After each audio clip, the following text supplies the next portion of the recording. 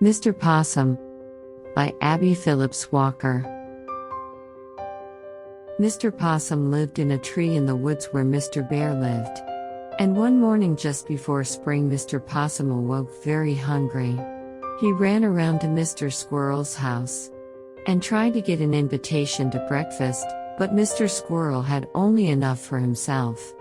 He knew that Mr. Possum always lived on his neighbors when he could, so he said, "Of course you have been to breakfast long ago, Mr. Possum.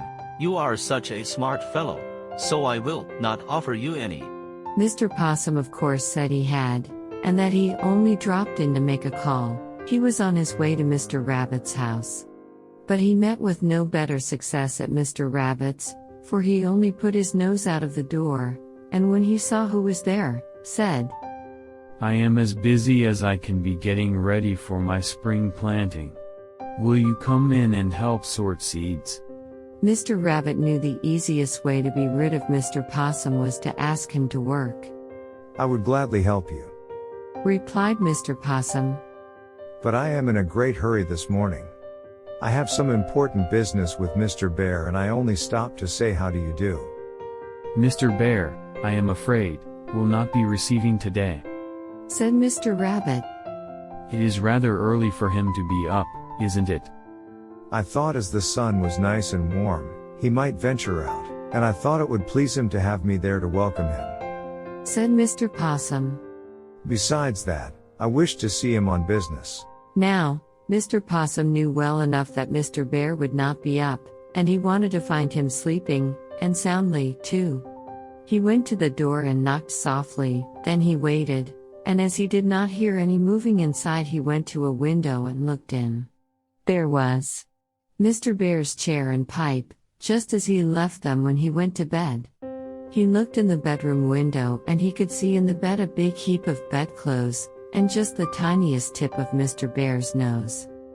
Mr. Possum listened, and he trembled a little, for he could hear Mr. Bear breathing very loud, and it sounded anything but pleasant. "Oh, he is sound asleep for another week. Said Mr. Possum. What is the use of being afraid?" He walked around the house until he came to the pantry window, then he stopped and raised the sash. He put in one foot and sat on the sill and listened.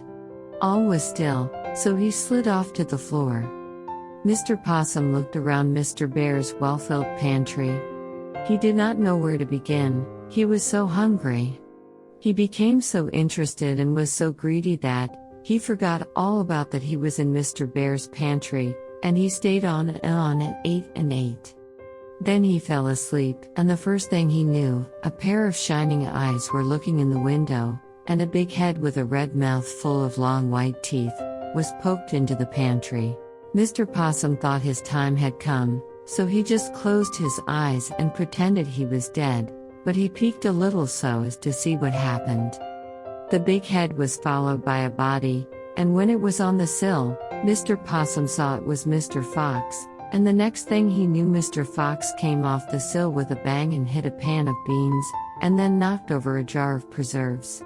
The noise was enough to awaken all the bears for miles around, and Mr. Possum was frightened nearly to death, for he heard Mr. Bear growling in the next room. While Mr. Fox was on the floor and trying to get up on his feet, Mr. Possum jumped up and was out of the window like a flash. Mr. Fox saw something, but he did not know what, and before he could make his escape, the door of the pantry opened and there stood Mr. Bear with a candle in his hand, looking in. "Oh, oh? He growled. So you are trying to rob me while I'm taking my sleep?" And he sprang at Mr. Fox. Wait, Said Mr. Fox. let me explain. My dear Mr. Bear, you are mistaken. I was trying to protect your home. I saw your window open and knew you were asleep, and when I got in the window, the thief attacked me and nearly killed me, and now you are blaming me for it. You are most ungrateful. I shall know another time what to do." Mr. Bear looked at him. His mouth did not show any signs of food, and Mr. Fox opened his mouth and told him to look. "I wonder who it could have been." He said, when he was satisfied that Mr. Fox was not the thief. It may have been that possum fellow. I'll go over to his house in the morning.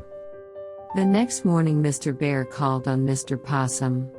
He found him sleeping soundly, and when he at last opened the door he was rubbing his eyes as though he was not half awake. Why, how do you do?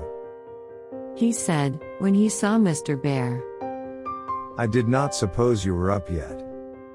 You didn't? Asked Mr. Bear, and then he stared at Mr. Possum's coat.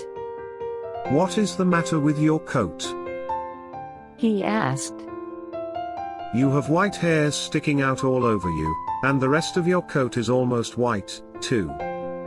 Now Mr. Possum had a black coat before, and he ran to the mirror and looked at himself. It was true, he was almost white. He knew what had happened. He was so frightened when he was caught in Mr. Bear's pantry by Mr. Fox, and heard Mr. Bear growl, that he had turned nearly white with fright. I have been terribly ill. He told Mr. Bear, going back to the door. And I have been here all alone this winter. It was a terrible sickness, I guess that is what has caused it. Mr. Bear went away, shaking his head. That fellow is crafty. He said. I feel sure he was the thief, and yet he certainly does look sick. After that all the opossums were of dull white color, with long, white hairs scattered here and there over their fur. They were never able to outgrow the mark the thieving Mr. Possum left upon his race.